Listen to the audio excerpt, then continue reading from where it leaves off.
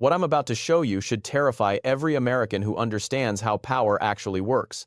In the last 6 months, the United States has managed to accomplish something that seemed impossible. We pushed our closest ally into the arms of our greatest rival. Hit subscribe because this story reveals the complete collapse of American strategic thinking. Gasoline in the Midwest just went up 70 cents per gallon. Automakers are shutting down production lines. And Canada's Prime Minister just called China a more reliable partner than the United States. Let that sink in. This is the story of how a trade war designed to punish Canada ended up punishing America instead, how threats that were supposed to force compliance created independence, and how the fortress we thought was impenetrable is cracking from the inside. January 2026, gasoline prices across the American Midwest have jumped 70 cents per gallon since March. That's not inflation. That's not market forces. That's the direct result of Trump's tariffs on Canadian oil, the same oil our refineries were literally built to process. Automakers are halting production, not because of strikes, not because of demand, because parts can't cross the border without triggering cascading tariff costs. Industrial goods prices are up 1.9%. The trade war has already cost $30 billion. But here's what nobody in Washington expected. Canada didn't capitulate. Canada didn't beg for mercy. Canada did something far more dangerous. They found other partners. Let me be precise about what's at stake here. 60% of America's imported crude oil comes from Canada. That's not just any oil, that's heavy crude. A specific grade that Midwest refineries were engineered to process over decades. You can't just swap it out for Texas light crude. The chemistry doesn't work, the infrastructure doesn't exist. When Trump slapped a 10% tariff on Canadian energy, the assumption was simple. Canada needs us more than we need them. They'll absorb the cost. They'll comply. The president even joked that Canada should become the 51st state to avoid tariffs. That joke unified Canadian public opinion against Washington faster than any politician in Ottawa could have dreamed. The assumption was catastrophically wrong. Here's what actually happened. The Trans Mountain Pipeline to the Pacific Coast came online in May 2024. For the first time in history, Canadian crude has direct access to Asian markets. And China, just like American refineries, is configured to process heavy crude. In 2025, China purchased record volumes of Canadian oil. The Canadians didn't absorb Trump's tariff. They found other buyers. And now American consumers are paying 30 to 70 cents more per gallon. Every single gallon. Goldman Sachs estimates this costs American households $22 billion annually. That's $170 per household before any escalation. But there's a darker scenario. If Canada retaliates by restricting energy exports, as Mark Carney has explicitly threatened, the United States doesn't just face higher prices, we face physical shortages.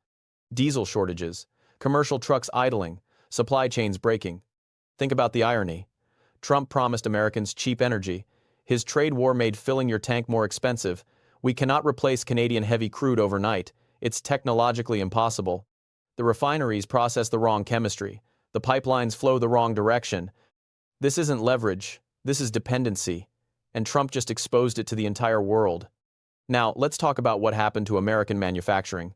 Consider the Ford F-150, America's best-selling vehicle for over 4 decades, the symbol of American industry. This truck contains components from 24 nations. Individual parts cross the Canada-United States border 7 times during production. 7 times. Engine blocks cast in Canada return to Michigan for machining, then cross back north for transmission integration, then south again for final assembly. Under the old system, this flowed duty-free. The North American automotive industry functioned as a single integrated system.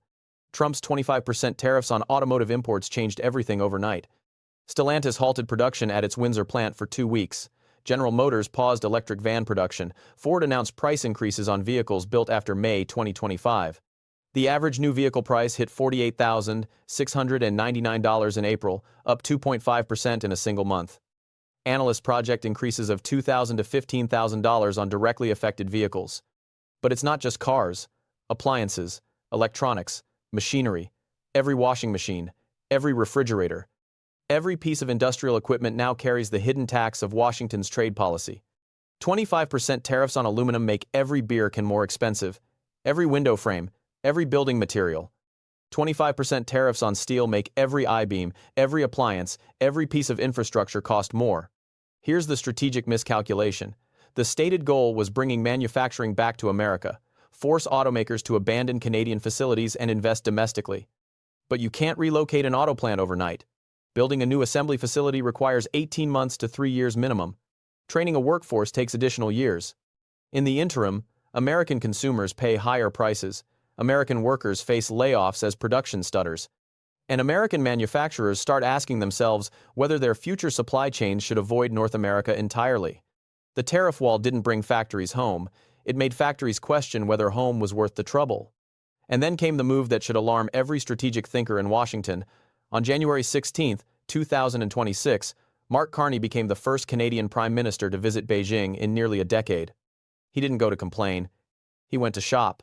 The joint communiqué was revealing. Canada and China announced a new strategic partnership, preliminary agreements to remove trade barriers and reduce tariffs. Canada will allow up to 49,000 Chinese electric vehicles into its market annually at just 6.1% tariff. China will reduce tariffs on Canadian canola from 85% to 15%. Canada has set an explicit goal: increase exports to China by 50% by 2030. Let that settle. Our closest ally, our neighbor, our partner in Five Eyes intelligence sharing, is now actively cultivating trade relationships with our primary strategic rival. And here's the statement that should set off alarms across Washington.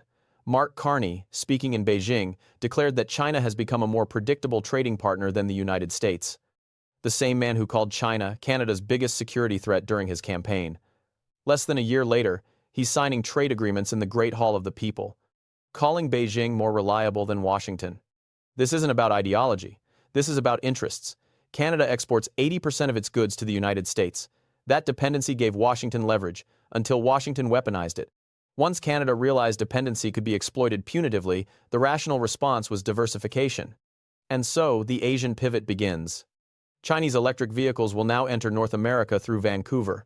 While the United States maintains 100% tariffs on Chinese EVs, Canada dropped its barriers to 6%. Chinese batteries, Chinese components, Chinese manufacturing technology flowing into Canada. The security implications are staggering. Canada possesses vast reserves of critical minerals: lithium, cobalt, nickel, uranium, rare earth elements. The materials required for batteries, semiconductors, defense systems, green energy infrastructure. Bilateral critical minerals trade between the United States and Canada totaled $95.6 billion, nearly $100 billion in strategic materials flowing across the northern border. Now Canada has signed energy cooperation agreements with Beijing. Chinese investment in Canadian mining is explicitly welcomed. Consider what we've accomplished. We imposed tariffs to punish Canada. In response, Canada is selling the raw materials we need for our own defense industries to our primary geopolitical rival. This isn't punishment.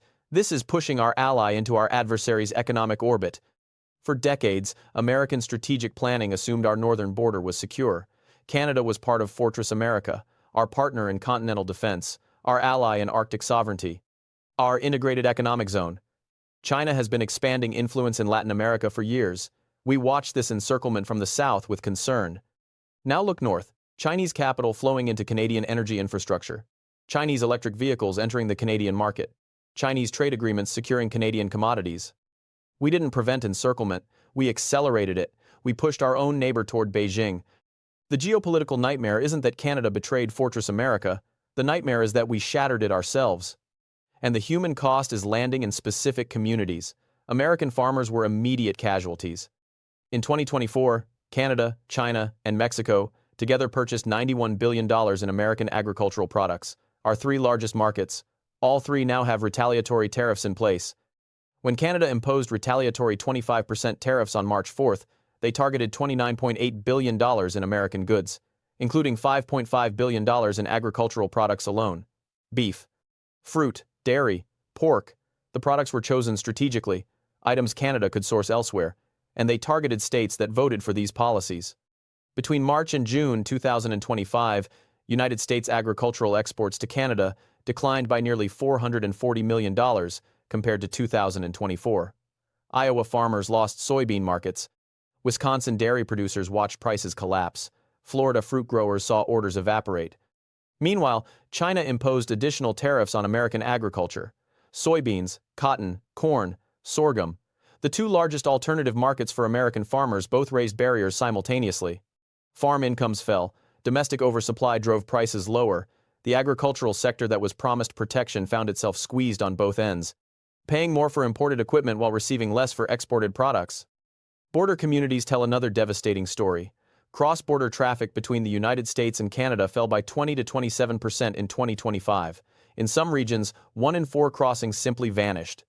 Canadians stopped coming south for shopping. They stopped crossing for vacations. Buy Canadian became a national movement. In Nevada alone, Canadian tourism dropped 5 to 7%, over 200,000 fewer trips, tens of millions in casino revenue, hotel bookings, retail spending evaporated. In Maine, New Hampshire, Vermont, North Dakota, Michigan, border communities watched their economies contract.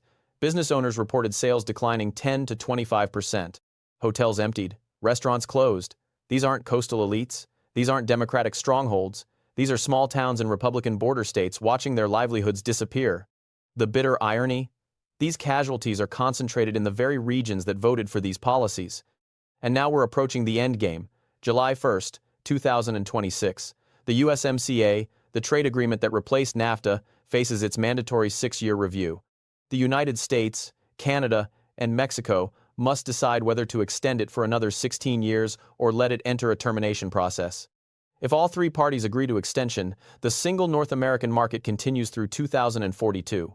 If any party declines, the agreement enters annual reviews until it terminates entirely in 2036. United States Trade Representative Jameson Greer has stated explicitly that a rubber stamp is not in the national interest. The Trump administration seeks major revisions, new terms. Canada and Mexico are preparing counterpositions. Here's the scenario that should terrify you. Trump demands a fundamental rewrite, provisions Canada cannot accept, restrictions that would dismantle integrated supply chains, terms that would subordinate Canadian sovereignty to American demands. And Carney refuses. He's already demonstrated willingness to walk away from American alignment. He's already building alternative relationships with China, the European Union, Japan, South Korea. If the USMCA collapses, trade returns to default WTO tariffs. The single North American market dissolves. Supply chains that took decades to construct unravel. Canadian critical minerals flow to Asia rather than American defense contractors. Canadian energy becomes a global commodity sold to the highest bidder. And what has America gained? Consider the broader picture. Canada is building trade and security relationships that bypass the United States entirely. The Trans-Pacific Partnership, which the United States abandoned, gives Canada preferential access to Asian markets. The Canada-European Union trade agreement provides access to 500 million European consumers. But it's not just trade. In June 2025, Canada and the European Union signed their first ever security and defense partnership, intelligence sharing, joint military exercises. Canadian companies accessing European defense tenders. This is unprecedented. A formal security arrangement between Ottawa and Brussels that explicitly does not include Washington. Canada signed a military-industrial cooperation agreement with South Korea, defense procurement, joint weapons development. Our closest ally is building a parallel security architecture without us. Canada is diversifying. Canada is de-risking. Canada is treating the United States as an unreliable partner. Trump's policies achieve the opposite of their stated intent. Instead of a compliant neighbor, we created an independent one. Armed with European contracts, Asian relationships, and the demonstrated willingness to trade with Beijing when Washington becomes hostile. Fortress America hasn't cracked from enemy action, it cracked from friendly fire. Here's what Mark Carney represents that Justin Trudeau never did. Trudeau was an ideologue. Carney is different. Former governor of the Bank of England and Bank of Canada. He chaired the Financial Stability Board during the global financial crisis. He was shortlisted to lead the International Monetary Fund. This is a man who understands central banking, currency markets, treasury instruments at a level most politicians cannot comprehend. Trudeau sent angry tweets. Carney signs trade agreements with Beijing. When Washington imposed tariffs, Carney didn't escalate rhetoric. He quietly reminded markets that Canada holds significant quantities of United States Treasury bonds. This is the banker's revenge. Quiet, cold, methodical. The consequence Washington failed to anticipate. Instead of compliance, Canada took offense. And in taking offense, they shattered decades of integrated defense planning, intelligence sharing through Five Eyes, and the foundational assumption of Fortress America that our northern flank was secure. The question before us is simple but profound. Can the United States afford to lose Canada? Not economically, though the costs are already mounting, but strategically, geopolitically. If Canada aligns more closely with China, if European security partnerships replace American ones, if critical minerals flow to Beijing instead of Washington, what happens to American power projection? What happens to continental defense? What happens to the Arctic, where both nations share sovereignty concerns? Trump went to war with Canada over fentanyl and trade deficits. he may end up losing the northern anchor of American strategic defense, all because he assumed dependency meant weakness, all because he confused leverage with dominance. The farmers who can't sell beef, the workers who lost auto jobs, the border town businesses watching Canadian customers disappear, they're not abstractions. They're the cost of strategic incompetence dressed up as strength. Make sure you're subscribed because July 2026 is approaching fast. The USMCA review will determine whether the North American market survives or fractures permanently. Whether Canada continues its pivot to China or finds a way back to Washington, whether Fortress America can be rebuilt, or whether the damage is irreversible. Share this video with anyone who needs to understand what's really at stake. Leave a comment with your perspective. Can this relationship be salvaged? Or has Trump permanently damaged the most important alliance America has? The answer will define North American security for generations, and the clock is ticking. Thanks for watching. I'll see you in the next one.